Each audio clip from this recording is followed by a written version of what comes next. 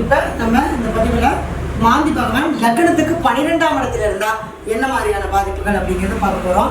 12ஆம் இடம் என்னன்னாலே தூக்கம் தாங்க. அதுலேயும் 12ஆம் இடத்துல மாந்தி உட்காண்டாருன்னு வச்சுங்களேன், சுத்தமாக தூங்க மாட்டாங்க. அதாவது தூக்கம் அப்படிங்கிறது என்னென்னா கண்ணு மூடி இருக்கும், ஆனால் மூளை தூங்காது. அப்போ மூளை தூங்கலன்னு என்னென்னா காலையில் எந்திரிக்கும் போதே அவங்களுக்கு ஒரு மாதிரி டயர்டாகவே இருக்கிற மாதிரி இருக்கும். எப்படா படுத்துக்கலான்னு இருக்கும், படுக்கி விட்டு எந்திரிக்கலாமான்னு தோணாது. ஏன்னா அந்த தூக்கம் ஆழ்ந்த தூக்கம் அவங்ககிட்ட இல்லை. அப்படிங்கிறப்ப அந்த தூக்கத்தை கெடுக்கும் 12ஆம் பாவத்தில் இருக்கக்கூடிய மாந்தி. சரிங்களா? என்னென்னா நல்லாவே இருப்பாங்க, ஆனால் ஏதோ ஒரு மனசுக்குள்ள ஒரு துக்கம் இருக்கிற மாதிரியே ஃபீல் பண்ணிகிட்டே இருப்பாங்க. இந்த 12ஆம் இடம் என்பது அயன சயன சுகம் அப்படின்னு நம்ம சொன்னோம். அப்போ இந்த திருமணம் ஆகினாலும் அவங்களுக்கு அந்த அயன சயன சுகம் என்பது கிடைக்காது. தாம்பத்தியத்தை உறவுல பிரச்சனையை கொடுக்கும். அப்போ கணவன் மனைவி உறவு சாப்பிட்ற வரைக்கும் நல்லா இருக்கும், அங்கே பெட்ரூம்குள்ளே போனதை சண்டை போடுவாங்க.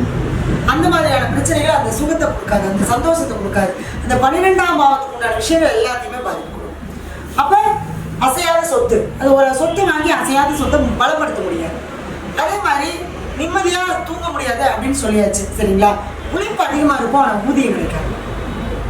ஆரம்பத்தில் நல்லா இருக்கிற மாதிரி இருக்கும், பின்னாடி போக போக போக போக அப்படி அப்படியே டவுன் ஆகிடும்.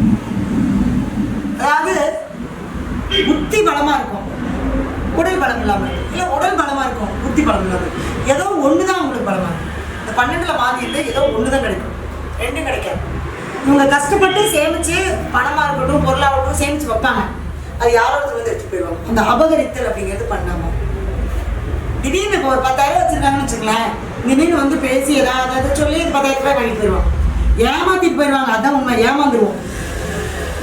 அடுத்தது என்ன அப்படின்னு பார்த்தீங்கன்னா, அந்த இல்லை ஏதாவது திட்டு போகுது. நிறைய வீட்டில் பார்த்தீங்கன்னா திட்டு போகுதுன்னு சொல்லுவாங்கல்ல, அதெல்லாம் 12ஆம் இடத்துல மாந்தி இருந்தால் நைட்டில் திட்டு போகும். எப்படினாலும் அந்த அந்த வேலையை அதை செஞ்சு வச்சிடும். சரிங்களா?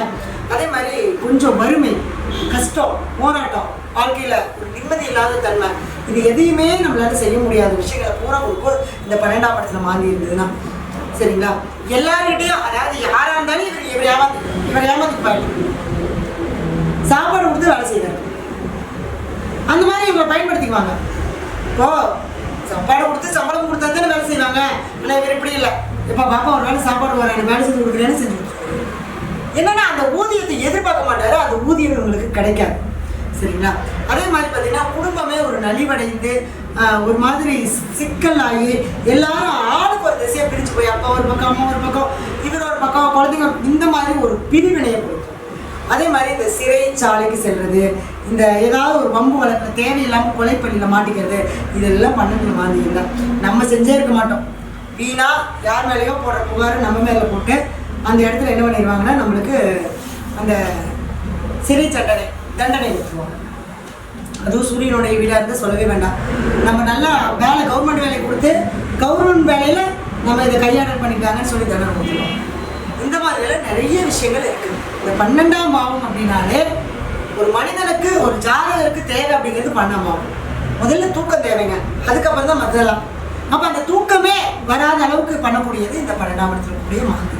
இந்த 12ஆம் இடத்துல இருக்கிற மாந்தி என்ன பண்ணுன்னா, இந்த மாந்திரிகம் தாந்திரிகம் மற்றவங்களை ஏமாத்துறது இது மாதிரியான வேலைகள் எல்லாம் செய்ய ஆரம்பிச்சு கடைசியில் இவரே அதில் விழுந்துருவார், இவரே அதில் பாதிக்கப்பட்டுருவார், இவரே அதில் ஏமாந்துருவார்.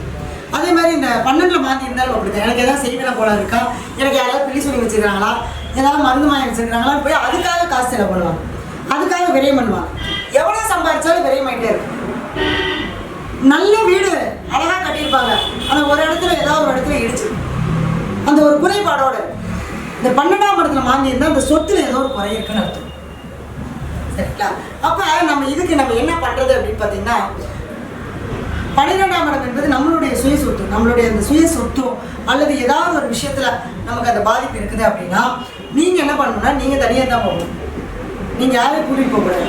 நீங்கள் அந்த மின்மயானத்துக்கோ அல்லது ஏதாவது ஒரு அடக்கம் பண்ணக்கூடிய இடத்துக்கு, அதாவது காட்டுக்கு போய் அந்த இடத்துல போய் ஒரு கிட்டத்தட்ட ஒரு 2 மணி நேரமாவது அந்த இடத்துல நீங்கள் உட்காந்துருக்கணும். ஒரு மாலை, ஒரு துணி, தேங்காய் வளம் வாங்கி போட்டு அர்ச்சனை பண்ணிவிட்டு ஒரு விரக்தியாக போய் அப்படியே உட்காந்துக்கிறது. எல்லாத்தையும் விட்டுட்டு போய் எதையும் இருக்கக்கூடாது, ஃபோனு கீழே எல்லா வீட்லேயும் வச்சுருப்பாரு. போய் அப்படியே அந்த மனசை அப்படியே இது பண்ணி ரிலாக்ஸ் பண்ணி அப்படியே அந்த இடத்துல அப்படியே என்னுடைய கர்மாலாம் இதில் அப்படியே கரைஞ்சி போயிடுது அப்படின்னு சொல்லி உட்காந்துட்டு வந்துட்டீங்க அப்படின்னா நிச்சயமாக உங்களுக்கு ஒரு நல்ல மாற்றம் கிடைக்கும். அதாவது இது பொதுவான பலன்கள் தான். அவங்கவுங்களுடைய ஜாதகத்துல இந்த மாந்தி நிற்கக்கூடிய நட்சத்திரம், அது நிற்கக்கூடிய கிரகம், அதனுடைய வீடு வழியாக வேறு சில பாதிப்புகளும் கொடுக்கும். அதனால அவங்கவுங்களுடைய சுய ஜாதகத்தை பார்த்து நம்ம இதுக்கு முன்னால முறையான வழிபாடுகள் செய்யும்போது கண்டிப்பா நமக்கு இந்த மாந்தி பகவானால ஏற்படக்கூடிய கெடுதல்கள் குறைஞ்சி நமக்கு என்ன பண்ணோம்னா நன்மை நடக்கும். சரிங்களா? மைனஸ் எதுக்கும் அதுதான் நமக்கு ப்ளஸ்ஸும் கூட. சரிங்களா? எதை செஞ்சாலும் நம்பிக்கையோடு செய்யணும், நல்லதே நடக்கும். நன்றி, வாழ்க வளமுடன்.